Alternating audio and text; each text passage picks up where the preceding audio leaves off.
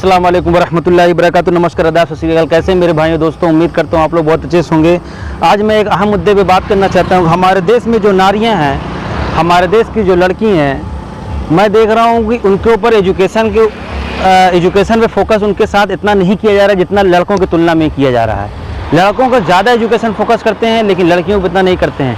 मैं भी अपने घर में, अपने ख़ानदान में जानता हूँ कि हमारी भी बहुत से ऐसे बहनें हैं, जो हमारे बहुत ऐसे रिश्तेदार हैं जो एजुकेशन उनकी हाई होती है, ग्रेजुएशन भी कर लेते हैं वो लोग, लेकिन जाने के बाद शादी उदी हो जाती है, वो घर में जाके बैठ जाती हैं। मैं ये नहीं कहता, आप अपने कल्चर को फॉलो करिए, जिसका जो भी कल्चर हो, किसी का सनातन धर्म का कल्चर हो, किसी का इस्लाम कल्चर हो, कोई भी कल्चर हो, अपने कल्चर को फॉलो करिए। अपने कल्चर को फॉलो करते हुए एजुकेशन में फोकस करिए। अपने घर वालों को ध्यान दीजिए, माँ बहनों का, अपने बेटियों को भी आप ध्यान दीजिए, उनको भी एजुकेशन में लाइए। आप अगर आपका कल्चर कहता है पर्दे में, तो पर्दे में लेकर आइए इस्लाम के हिसाब से।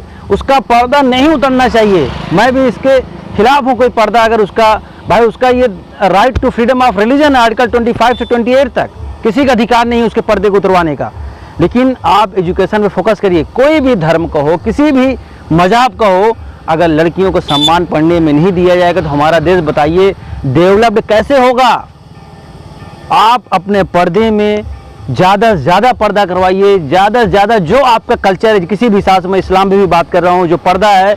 आप, मैं देख रहा हूँ कि जो हमारे घर में भी बहुत से लोग हैं, लड़कियाँ पढ़ने में बहुत टैलेंटेड हैं, वो हमारे देश की IAS, IPS, IFS सब हो सकती हैं, उनके पास वो टैलेंट है। लेकिन मैं जब एनालाइज किया कि उनके पास वो एजुकेशन है भी, लेकिन आगे उनको पढ़ने का मौका नहीं मिला। क्यों रोका जा रहा है उनको? क्या हम उनके दुश्मन हैं? क्या उनके भाई नहीं हैं? क्या उनके बाप नहीं हैं हम? क्या उनके रिश्तेदार हम नहीं हैं?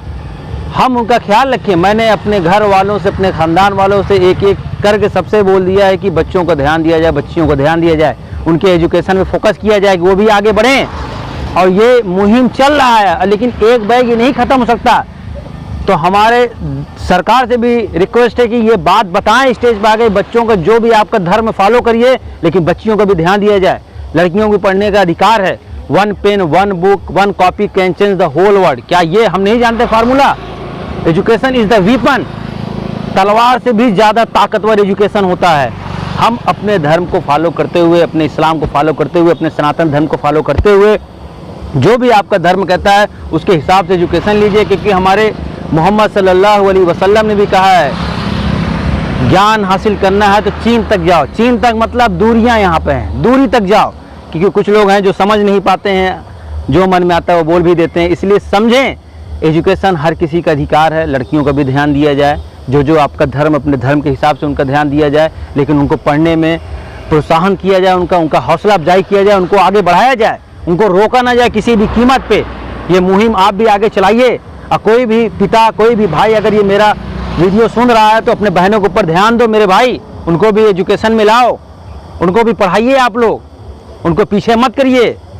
वो सिर्फ चूल्हा करने के लिए नहीं पैदा हुई हैं, वो करें, मना नहीं है, ये उनके ऊपर है, वॉलंटरी है, जो चाहे वो करेंगे। वो अपने माँ बाप की रिस्पेक्ट करिए, अपने भाइयों को रिस्पेक्ट करिए, कोई कमी नहीं आनी चाहिए। लेकिन एजुकेशन आप सब लड़कियां भी अधिकार है आपका, हासिल करिए। बात करिए घर पे, अगर मेरी वीडियो जा रही है एक ढंग से, उनको तकलीफ नहीं होना चाहिए आपके माँ बाप को।